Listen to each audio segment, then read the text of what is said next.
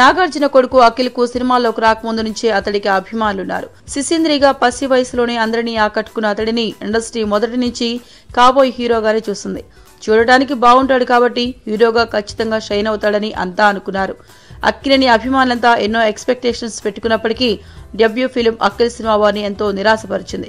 Launching సినిమా నిరాశపరిచిన Akhil talent ని తక్కువ అంచనా వేయడానికి ఏం లేదు. సినీతార్ల క్రికెట్ మ్యాచ్ జరిగినప్పుడల్లా అఖిల్ స్టార్ అట్రాక్షన్ గా నిలిచాడు. అతడిలో ఇంకో టాలెంట్ కూడా ఉందన్న విషయం రీసెంట్ గా వెలుగులోకి వచ్చింది. సైమా 2017 అవార్డ్స్ ఫంక్షన్ వేదికపై తన పాటతో అందరినీ కట్టిపడేశాడు. సాధారణంగా ఇలాంటి వేదికలపై హీరోలంతా డాన్స్ పెర్ఫార్మెన్స్ తో అదరగొట్టేస్తారు. స్టేజ్ పై సింగర్ గా మెప్పించడం అంత ఈజీ కాదు. విక్రమ్ కే కుమార్ దర్శకత్వంలో తన రాబోయే సినిమాలో ఏవేవో కలలు కన్నా పాటను అఖిల్ పాడాడు. ఈ పాట విన్న వారంతా అఖిల్ ను మెచ్చుకోవడమే కాదు, ప్లేబ్లాక్ సింగర్ గా కూడా చక్కగా రాణిస్తాడని చెప్పారు. విక్రమ్ కే కుమార్ డైరెక్షన్ చేస్తున్న అఖిల్ రెండో సినిమాకు నాగార్జునే నిర్మాతగా వ్యవహరిస్తున్నారు. అనూప్ రూబెన్స్ ఈ సినిమాకు మ్యూజిక్ డైరెక్టర్. సింగర్ గా మంచి మార్కులే పడ్డాయి కాబట్టి రాబోయే సినిమాల్లో సొంతగా పాట పాడడానికి అఖిల్ ట్రై చేయొచ్చు. నాగార్జున విక్రమ్ కే కుమార్ మనసు పెడితే ఈ సినిమాతోనే గొంతు సవరించుకోవచ్చు.